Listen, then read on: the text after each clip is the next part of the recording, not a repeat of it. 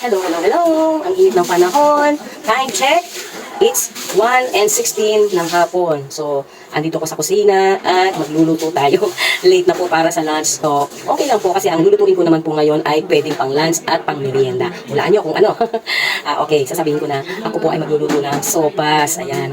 Sa ating pong sopas, pag ating kinain po naluto, ay pwede pong mananghalian, pwede nating iulam at pwedeng ipang merienda. So, all in one. Ano? Pwedeng almusal, tanghalian at hapunan at merienda. Ayan, nakasalang na po ang ating manok. At sa pagpapakulo ko po ng manok, syempre, lalagyan natin ng asin. At lalagyan ko din po ng chicken bouillon para sabaw pa lang po malasa na. Ayan. Ayan, kumukulo na. Alisin natin yung mga residue. Ayan, may iba po ang lasa ng mga yan. Patong lang natin. Yan po ay dumi. Alisin natin. Madumi po yan, yung mga dugo. Ito po na, anong tawag dito, grated na, nagutgot na. Sabi nga sa Batangas, nagutgot na ang manok. Ayan. Nag-grate na po natin ang ating chicken na laman. Ayan. So, hindi po masyadong maliliit. Ayan, meron po kayong makukuha dahil sa ayan, hindi po natin tinipid. Ayan. So, samahan niyo po muli ako sa ating pagluluto at panoorin po hanggang sa dulo ang video na to at abangan po ninyo ang biyaya na lalabas doon sa dulo po ng video na to. So, let's go! Let's cook!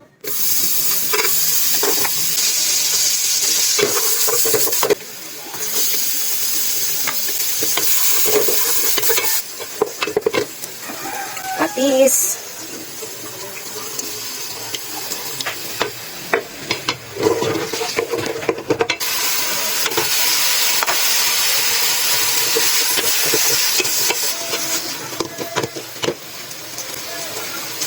Ground pepper, black pepper.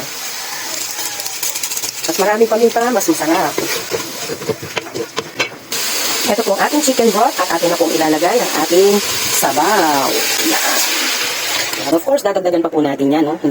Hindi po sapat ang dami ng tubig na yan para sa ating 400 grams na macaroni. Ito po ating elbow macaroni. Yan. Ayan. Hintayin lamang po natin kumulo. At pag kumulo na po, pwede na po ilagay ang ating macaroni. Lagay na po natin ang ating chicken bouillon para malasa.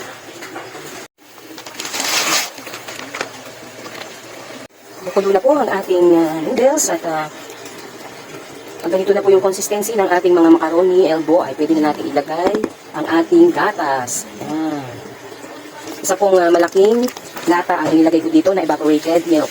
Alam nyo naman, ang aking brand, masarap po talaga ito sa sopas, itong ganitong brand.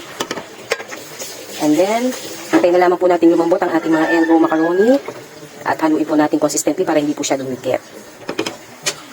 Lagay na po natin ang ating bell pepper.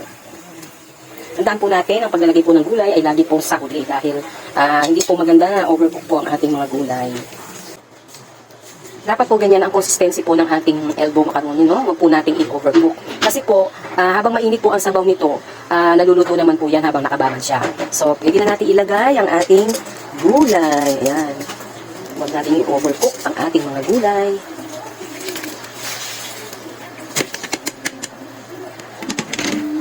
Sarap nito. Ayan. Sabi nga nila, sabaw pa lang, ulam na. Meron na tayong altanghap. Almusal, tanghalian, hapunan at merienda. And then, ang ating carrots. Importante, maganda ang kulay ng ating niluluto, di ba? Kaakit-akit sa kumakain, sa gustong kumain. Ayan. So, okay na po to. Maya-maya po. Okay na po to, ha?